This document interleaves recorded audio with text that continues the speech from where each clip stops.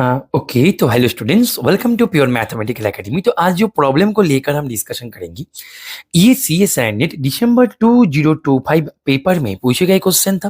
Question पूछे गए थे कॉम्प्लेक्स एनालिसिस से एंड क्वेश्चन डाले गए थे पार्ट सी में। एंड क्वेश्चन की डिफिकल्टी लेवल की मैं यदि बात करूं तो मैं इसको टू स्टार से ही रेटिंग करूंगा out of 5 star. Simple question है, यहाँ पे कंटूर इंटीग्रेशन के ऊपर यहाँ पे ये प्रॉब्लम पूछे गए थे। तो प्रॉब्लम का सोल्यूशन पे जाने से पहले जो मैं ऑलवेज बोलता हूँ कि बेटा तुमने यदि ये प्रॉब्लम को अभी तक ट्राई नहीं की हो तो वीडियो को यहाँ पे पॉज करो एंड प्रॉब्लम को एक बार खुद से ट्राई करो, उसके बाद तुम इसका सोल्यूशन को देखना। देखो तुम्हारे पास यहाँ पे क्या क्या इंफॉर्मेशन दे रखा है। तुम्हारे पास यहाँ पे एक्चुअली दिखा जाए, यहाँ पे बेसिकली क्या पूछा जा रहा है, एक कंटूर इंटीग्रेशन पूछा जा रहा है। तुम्हें यहाँ पे एक गामा वन है, एक गामा टू है, फंक्शन तुम्हारे पास सेम है 1/z sin z, राइट। अच्छा, तो यहाँ पे जो कंटूर इंटीग्रेशन है इसको करने के लिए मेरे को कंटूर जो है उसके बारे में यहाँ पे प्रॉपर इंफॉर्मेशन आना चाहिए। तो तुम्हारे पास मैं यदि पहले तुमसे पूछे कि बेटा ये जो गामा वन है, तो गामा वन बेसिकली यहाँ पे क्या डिनोट करते हैं, गामा 1t, राइट। तो ये मेरा e raise to the power i t है बेटा, ठीक है ना। तो दैट मीन्स ये मेरा mod z equals to 1, it is a unit circle with centre at 0 0।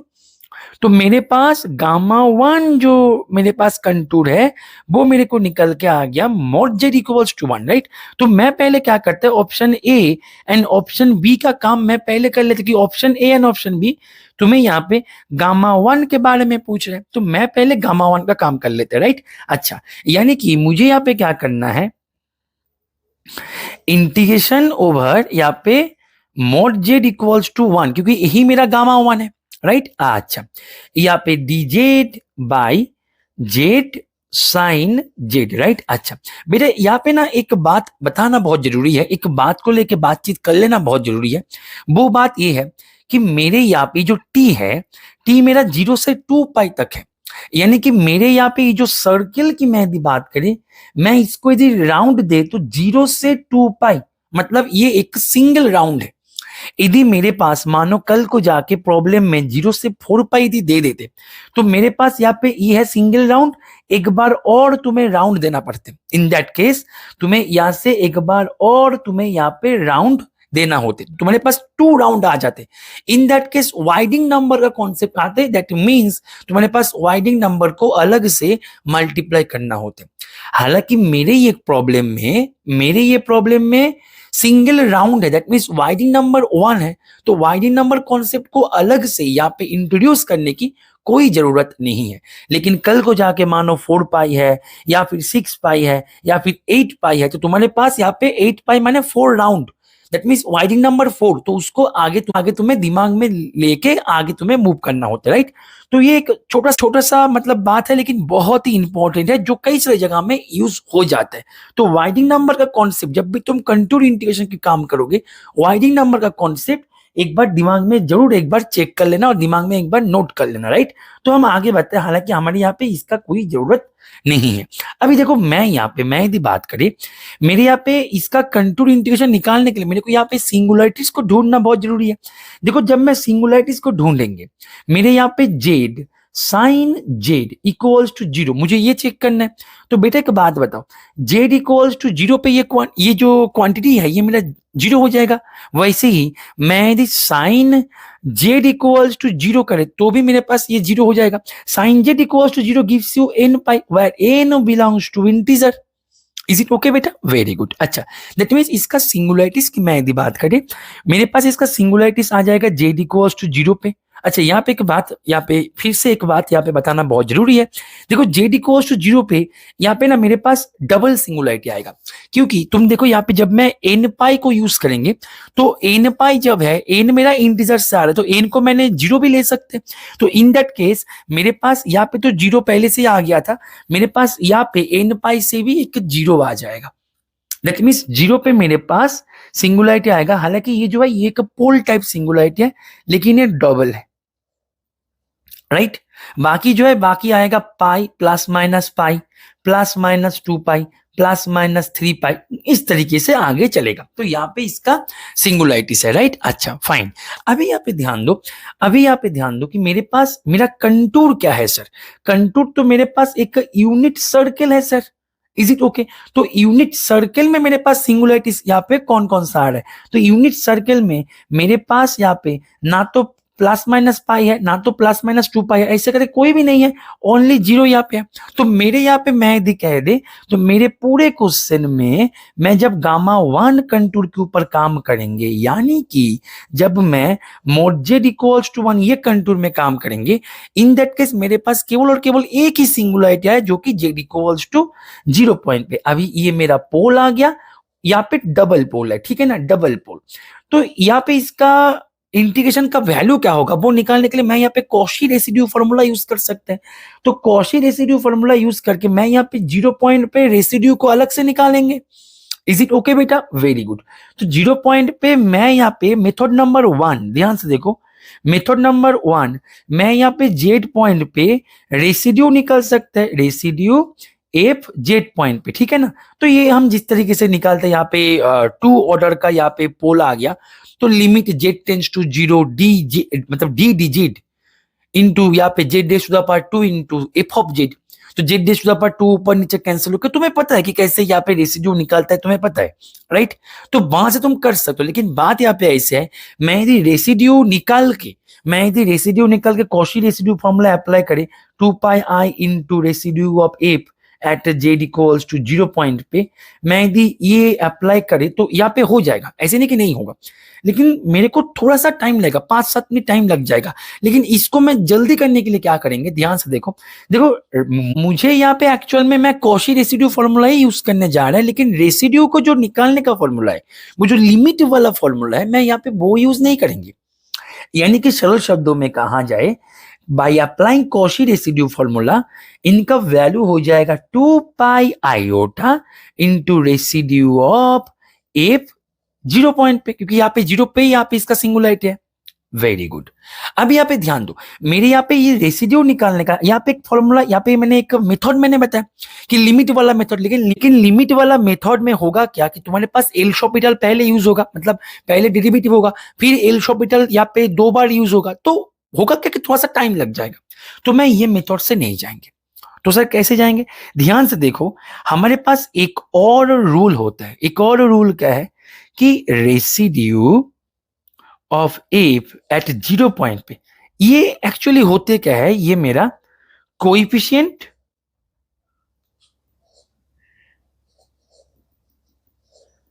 Of 1/z in its मतलब एफ ऑफ जेड का लॉरेंस सीरीज। तो मैं यदि जो एफ ऑफ जेड है, एफ ऑफ जेड का जो लॉरेंस सीरीज है उसको ओपन करके मैं यदि उनका 1/z का कोएफिशिएंट को चेक करे तो मेरे पास रेसिड्यू निकल के आ जाएगा। ये जल्दी होगा बेटा, राइट।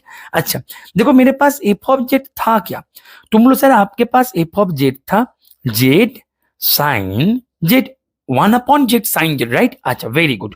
अच्छा तो मैं यहाँ पे इसका लॉरेंस सीरीज को ओपन करके 1/z का कोएफिशिएंट यहाँ पे निकालेंगे।